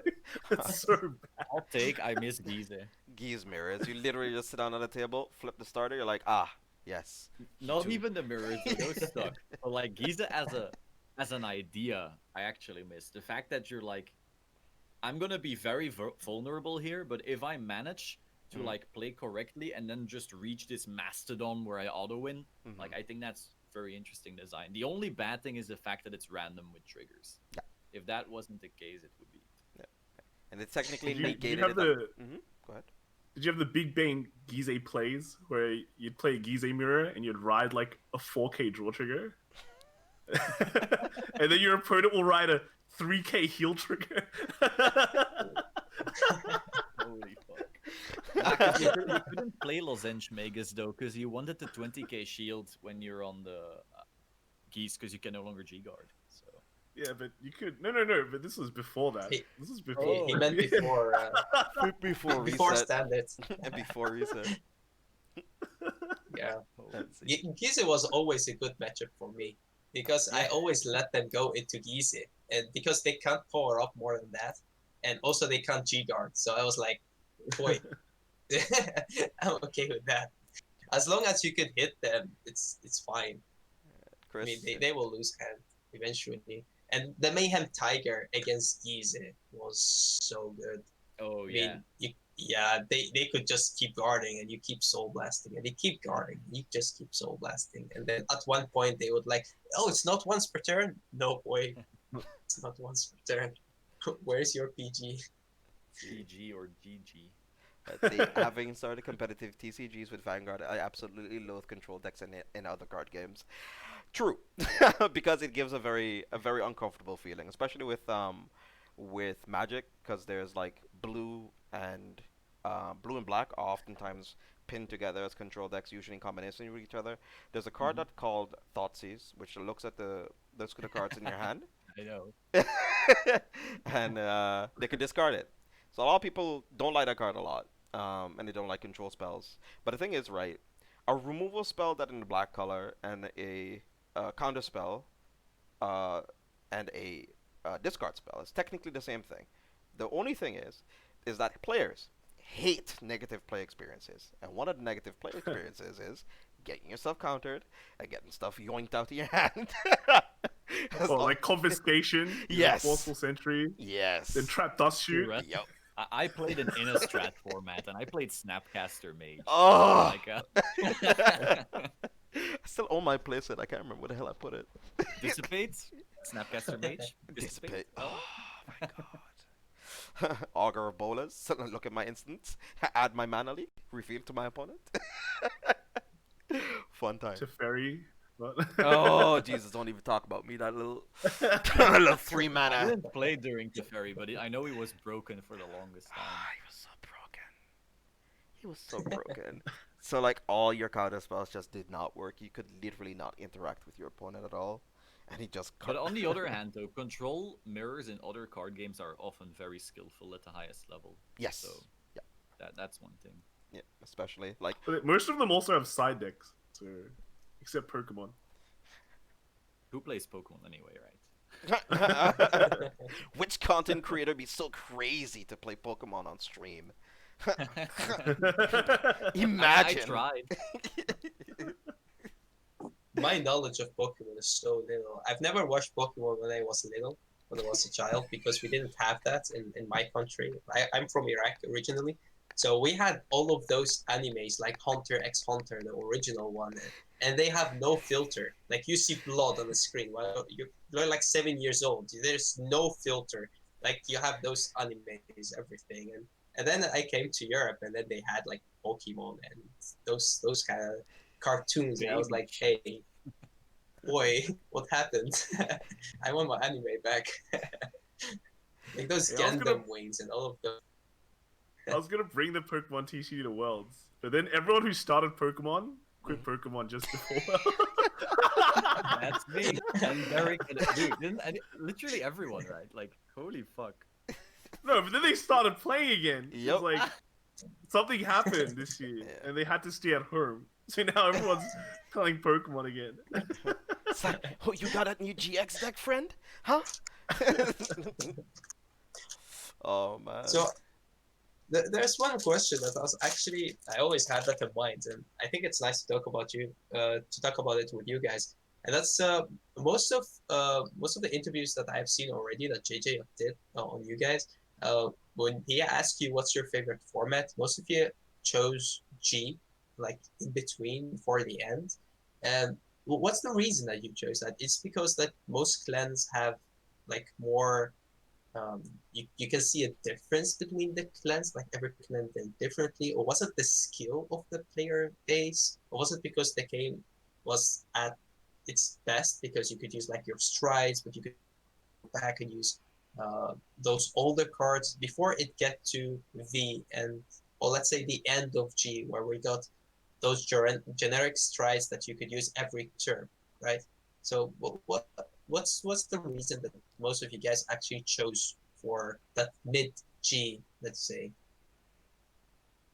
I first? Me first, yeah. Well, I choose Yeah, end of that's- G. You but chose I don't- end of G, yeah. Yeah, end of G around BT14, and that was just because of how the format evolved, and there was still a lot of clans that were technically playable. And there's like identity in players play, so a lot of what you mentioned, but I just apply that to the end of G. And To the end of G, yeah. With Yeah. there was the Nubatama format, right? yeah, Nubatama was the big thing, but then Gize became a thing. Like the funny thing is, like Nubatama is was a big thing in the West, but then if you look at the results in the East, you see Nubatama start to drop way more as the format progressed, and you start seeing things like Gize, because Gize wasn't actually like a strong deck at the beginning of the format. It was only when like mid format that's when Gize became like a thing. So I kind of like the evolution of how that meta evolved, and it was still a very fun format to play because you had the obviously really good decks. You had your Nubatama, WoW, Renee, and then you had like Geek Chronicle, obviously a very strong deck. But then as the format progressed and people became better, other decks became good again, and just like Gize kind of just shutting like Nubatama, like Gize was Nubatama's probably the worst matchup because they just couldn't do anything. And then after that, yeah, more decks just became relevant, and that was why I chose end of G. Mm-hmm. I mean, for me, I don't think I would have said G. I think Premium, like, would have been the winner for me still, because even though like I love G and stuff, Premium has even more options, and for me, it's very much options. I like the fact that you can go to an event and suddenly there's a guy with like a deck that you're like, how the fuck did he think of that?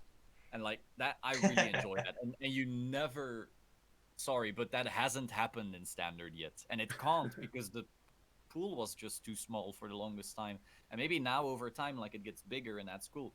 But so G was cool because again you had all those options and those plays, but I just feel like premium is an extension of that.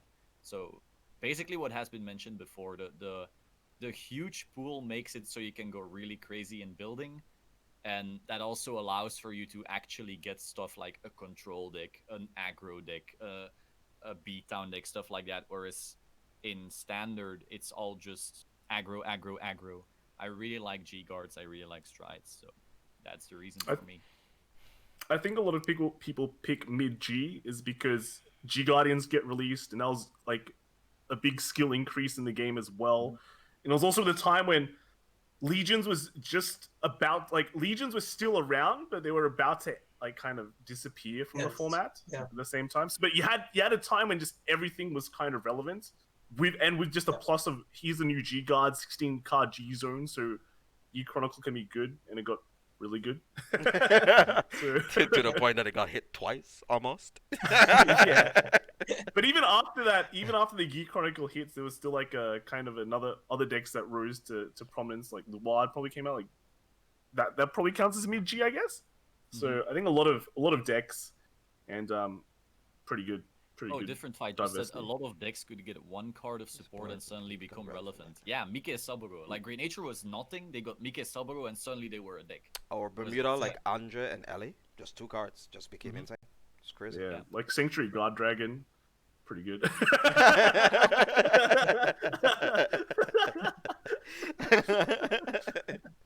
Holy fuck. Yeah, like hey, it's the Zan, one card, right? I remember 7 Token Night Runner. getting to the finals. I remember Token getting to the finals with that royal deck. It was playing against Mohamed, playing his Oracle Pink deck. I think that was also like mid and G. That was a crazy match. He was already qualified to go to Worlds and getting first, and then he was like, okay, and then I would just play this troll deck, and he kicked ass with it. So it was that's the thing. Actually, that was the answer I was searching for from the answer that Maxima gave, and that's the difference between standard and premium. Like in standards, we look for results, but most of the time the results are what we expected. And then you see a premium tournament, and then you look at the top 8, and you think, dude, this is crazy. What is that Great Nature deck doing in there? What's that Murakumo deck doing in there? And then you'll be asking yourself, okay, what's his deck list? I'm really interested in his deck list. Yeah. And that's something that we don't really see that much often in standard. Because standard, most of the decks, yes, they look alike, and you have a tech card, or this one plays the superior ride, and this one plays a different engine in it, but it's still kind of the same deck. And in premium, you're interested in the deck list, you're interested in the match, you want to see the match, you want to see the player pilot the deck, and that's why premium would always be more interesting in my eyes. Do you remember BCS Germany? Where the guy brought a Great Nature deck, and the entire point of the deck was ending your opponent's turn. Like the guy that got a lot with the top 4. Yeah, where he got like Rule Shark, I guess. But yeah, the thing is, like, when I saw the play, and like people knew the play, but I was like, that's cute, but people see it coming and blah blah. And in the end, he was like, nah. They just didn't. So his entire deck was, I'm gonna end people's turns, and it's gonna be so funny. I'm like, okay, that's cool. Holy shit. Yeah, I saw his matches. That was really interesting too. And that's the thing about premium. It's just lots of fun to see, to watch, and to play against decks. Sometimes you get frustrated, and then you get home, and then you'll be laughing like, okay, shit, okay, he played well. He deserved the win. So, okay, when it comes to standards... No. I mean, you can go ahead. Go ahead. Let's explain about standard, because I don't want to ruin your thought there. Go ahead. When it comes to standards, it's also fun that some clans are now getting their 3rd wave of supports, and now they have like a bigger toolbox to like build their decks and create more combos. And at once, some clans, it's fun for them because like for Spikers, you could mix everything. But when we talk about other clans, like Maxime said about Great Nature, like sometimes you can't really mix them. Like when it comes to Pale Moon now, like they could build like 5 different decks, but they can't really mix everything together. They're So, all uh, bad. I mean, or let's I'm gonna say still all take up as my mommy Lukie still because she fine as hell, so I'm gonna pick her up still. queen, queen. Harry is quite good though. So Yeah, even in premium, he's actually playable. Not the best, but playable. Songstress Loop is probably still better, but I mean, you have an option now, so that's nice. there's actually some people who say that the Alice with Leslie stuff together with Harry is better. So Ooh, hey. yeah, there's some weird spices because you can stack your stage and then Mhm. put Leslie on it and then do some stuff. And I haven't looked into it, but the fact that that's possible and despite us testing loads, we haven't gotten there yet is like crazy. Yeah, true, true, true. Jesus, all right. I think people are more focused on the art still. Yeah, for example, but there's other stuff too. Yeah. So, I think before we round this up, because I think most people already are ready to get their own things done. Kai has over there been a bit quiet too. So so what design aspects of things you probably would like to see introduced in the future outside of like G Guardians and Strides and stuff like that? Like, what would you like to see that would help the longevity of the game? Things being introduced. What would you like to see? Discard draw triggers to activate blitz orders from another pile. So it's not a G guard because you're not actually guarding, Mm-hmm. and you're actually turning an otherwise garbage trigger, except for sentinels, into a good one. Mm. So you're stopping people from going, huh, 12 crit or huh, 8 crit with 4 draw sentinels. You really just go like, this is not a guard. This is gonna disrupt or Mm-hmm. do something, and you can do maybe once a turn or something like that. So you can't overload your deck with draws either, and you're adding interaction. Maybe some protect decks get something like a mana leak or a dissipate, not as over the top, but Okay. something in that direction. You know, that would be super interesting to me. Oh, But blitz orders. Okay, sick. Yukai, what you got for me?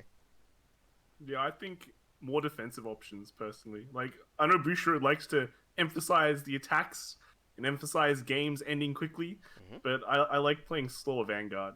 yes, Of course, time sometimes doesn't figure into it, but you know, I don't like games which just go hoop it up, you're dead kind of thing. That's what we wish for the end of G Lamau and then reboot. Bushi was like, yeah, we could do all those things, but Well- we're gonna start over. they printed Ellie. That's a pretty good defensive. If every clan got a respective Ellie, oh Jesus Christ, games would not end. I think. I don't think games would ever end. It's like I swing at you for 500. Yeah, well, sorry, nerd. Boop. Try again. Oh, I have another one. nah, just go Ballon Arena. Oh, Ellie, that's cute. Discard. Try again. Soul Blast flip back. Use again. Oh dear God. I wonder. All right. Though, do you guys have any questions? Actually, do you or Kai or Saul have What any is questions? the biggest goal for crushing the meta featuring JJ? Jesus Christ. Well, boss has that answer, I guess. See what he Well, answers. when it comes to crushing the meta, actually, it wasn't our idea to have a big team. But in the Netherlands, we started a very small community, and the community got bigger and bigger and bigger. And right now, we are more like friends and family than a team because we kind of also go on vacations. We chill together. We chill somebody's home. We play some Vanguard. Sometimes we do other stuff as well. And when it came to JJ was always one of our best players in the Netherlands. He was very competitive. He played very well. He played very controlled. He explained what he was doing. And for a lot of other players, they really looked up to him, the way that he played and explained stuff. Y'all made a And mistake. I appreciate the warm words, but I'm by far not the best player. one of our best. Okay. And sometimes you have like your peak, and sometimes you play less because you also have, of course, other stuff to do. Like some of us focus only on Vanguard, and you have like more stuff to focus on. But when it came to the G era with the Gear Chronicle deck, you were always at the finals, like always in the top four, always doing so good. And now we're very happy to have him, of course, on our team as well, as being one of our big players. But at the same time, we could abuse him like in these kind of things. Like JJ, you'll do the interviews, and JJ's like, okay. I mean, we're kind of really abusing.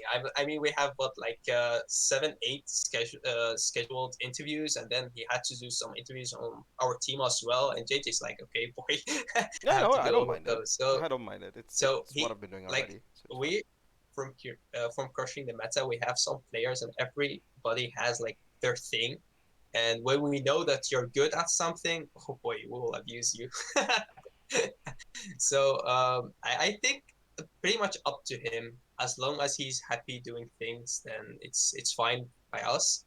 But more oftenly, I just want to see people happy doing what they're doing. Like with these kind of interviews, I rewatched like the one from Kai, the one from Team Vision, the one from Different Fights, and I see like the thing that JJ does is when he's talking to people, people actually get very not nervous and stuff, like very relaxed and like talking to him. Like the same with you, Maxis. Now, like when you were talking about your future plans, you never really felt pressured. You was just like really talking, and not everybody has that quality. And that's the thing when you play. Even when you play against JJ in a match, like you feel really relaxed and you're playing and you're doing your stuff.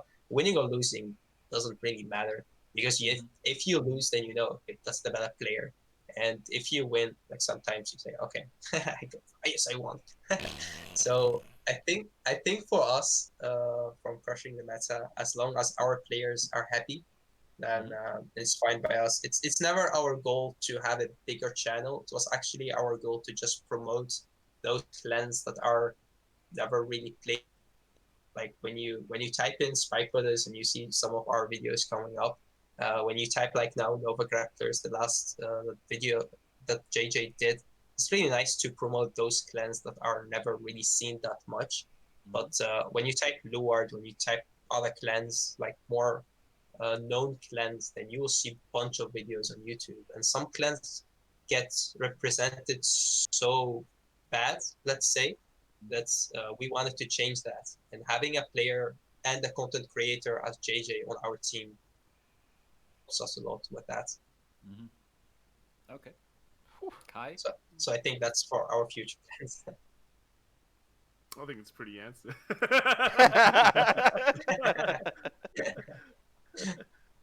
Do you guys play Alright. Among Us? Nope, I haven't. I but played- People keep bugging me for it. It's so good. Yeah, I played it before. Yeah. So I guess yes. No, I mean, I think Chris is still in here. I think he's probably still in here. Oh, he says, and then reboot YCS God commentator. Stop it, Chris. Stop it. You've been to Worlds twice. You've been to Worlds twice. I've only to YCS. Stop it.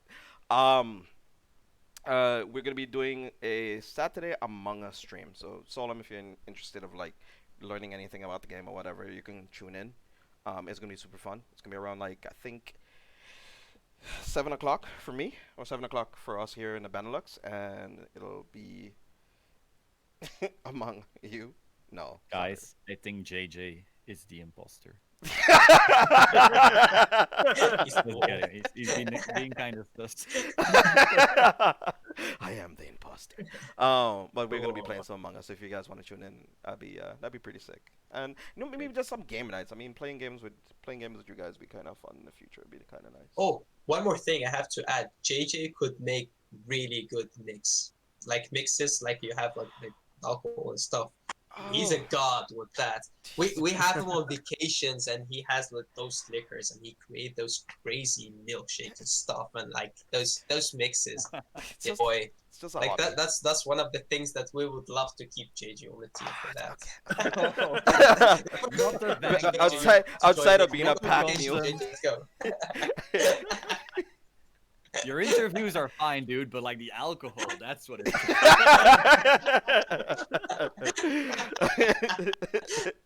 it's. It's just somehow I'm actually very bad with compliments. So right now he's just giving me compliments. Right now I just kind of wanna just kind of open that window right now. I kind of wanna open that window. Oh hey, Carfi King is also in here. Nice. So you exposed heavier milkshake break. Echo, I'm gonna ban you. Stop that. Don't no. I'm gonna ban you. So if you guys got any last parting words, I think that's enough for today-ish. I mean, I would like to do this more often. If you guys wanna just hop on the stream or just come and stop by and say hello, whatever, I appreciate it. Especially with Solemn, you're also streaming too. Kai, you're also streaming every now and again as well. Yeah, once in a while when I have to grind ranked.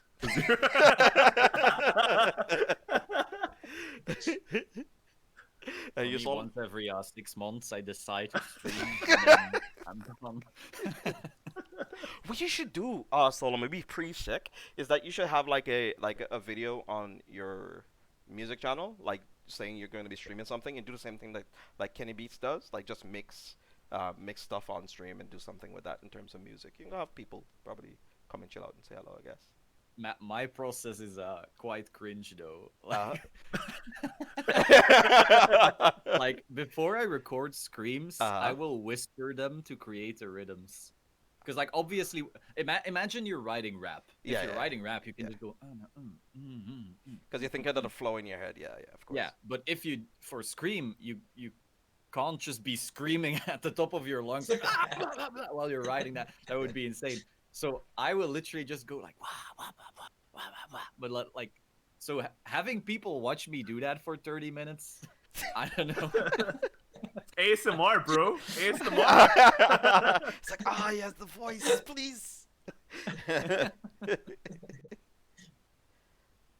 Oh, that sounds so good. But thank y'all for stopping by. Well, Solomon, about that, did you try to finish that project you were working on with that song, like with all those? Oh yeah, we talked about it on the interview actually.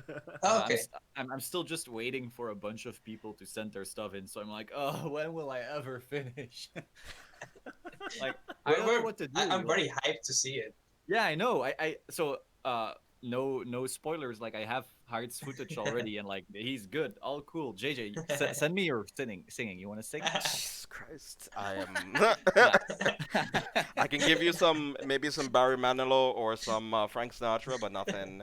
Do you have any instruments? But anyway, so you're free to join. Hart can explain it to you. But yeah, I'm waiting for so many people's fucking takes and videos still, and I'm like, damn, that really takes a long time because yeah, like, it was that was like lockdown. 3 or 4 months ago, like that, right? Damn. Yeah, what are they collaboration. But I get people have like busy lives and maybe they forget in something, but like it feels annoying to have to go back to like 15 people and like send them, hey, when this, like I don't want to be the nagging bitch either, so yeah, we'll see. But I mean, sometimes you gotta put fire under people's asses to kind of get them into shape, I guess. Sometimes, so I don't know. Yeah, I know, but it's like then I have to spend hours to go after people, and for a video that will do like fine, and like I still have to put so much work into it afterwards, and to then feel like not as many people as in the beginning were hyped for it. It just kind of like killed the vibe. So I really wanna finish it, but it's like I don't wanna go nag on 15 people at once. Sure. Yeah, because like the list of people was like 30 or something.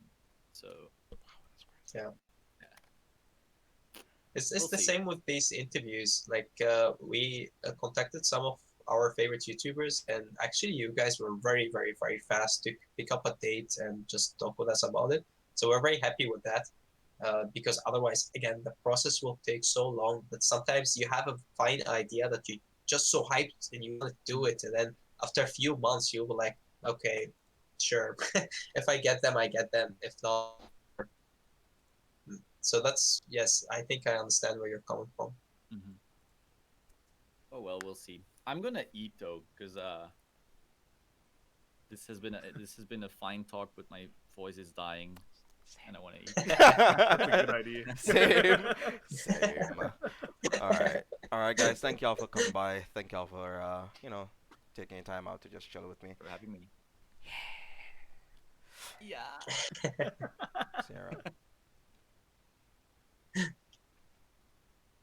And it is 2. All right, D-boy. Have a good one. You too. All right. Whew. That was. Sorry about that. Sorry about the yelling. The boys singing I want it that way. No. I want it that way. Alright. Oh, actually, I'm gonna head to do some Runeterra. I am not playing any Vanguard Zero today. Papa bless. Bye, Kai. Thank you. Time to go eat as well. Thanks for having me on. Hey, dude. If you just want to come on and just chill with me every now and again, you're more than welcome to just join a call or just shoot me a message in a call. So tomorrow we're gonna be having on Can You Say G? So we have Can You Say G tomorrow, and then on Saturday we're gonna have some Among Us, and then on Sunday we're gonna be doing the interview with Carl Money.